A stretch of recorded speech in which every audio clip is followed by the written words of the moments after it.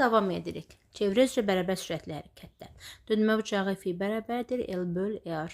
Burada L radius vektorunun cızdığı qövsün uzunluğu, R isə çevrənin radiusudur, vahidi radian. Bucaq sürəti omega bərabərdir fi böl T'dir, amma fi'dən T'dən asılı deyil. Vahid zamandakı dönmə bucağına bərabərdir, vahidi radian böl saniyədir. Bəs nədən asılıdır? Omega bərabərdir 2pi böl T, yəni periyod, 2pn. Və burada periyod və tezliyin düsturunu açsaq, olacaq 2pn böl T. Periyod bir tam dövrə sərf olunan zamandır, vahidi saniyədir və tezliklə tərs asıdır. T bərabərdir 1 böl n. Tezlik vahid zamandakı dövrlərin sayıdır, vahidi saniyə üstü mənfi 1'dir. Aha, dəftərdəki cüzi səhvlərə fikir verməyin, çünki uşaqların dəftəridir, yəni ola bilər.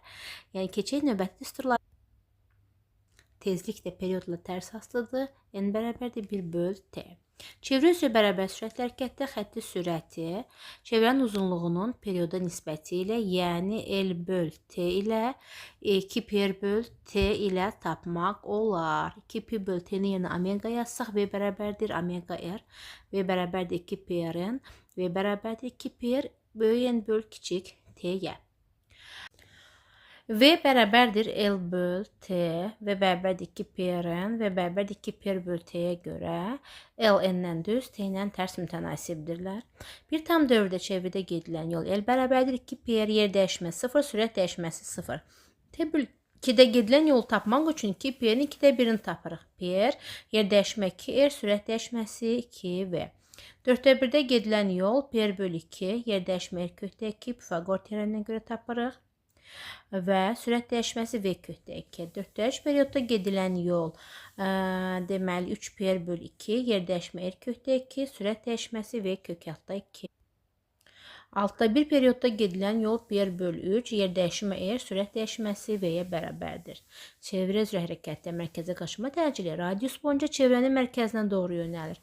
Sürət isə çevrəyə toxunan istiqamətdə yönəlir. A bərabərdir V kvadratı böl R, omega kvadratı R.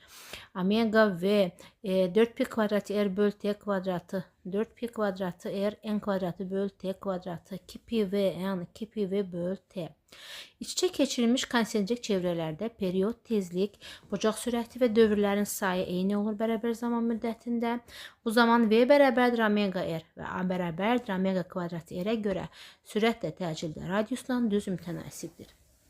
Qayışlı ötürülmüş çevrələrdə xətti sürət və bərabər zamanda gedilən yollar bərabərdir. Bu zaman bircə periyod radiusla düz asılıdır. T1 böl T2. Tezlik, sonra bucaq sürəti, dövrlərin sayı və təcil V-nin düsturlarına görə radiusla tərs mütənasibdir.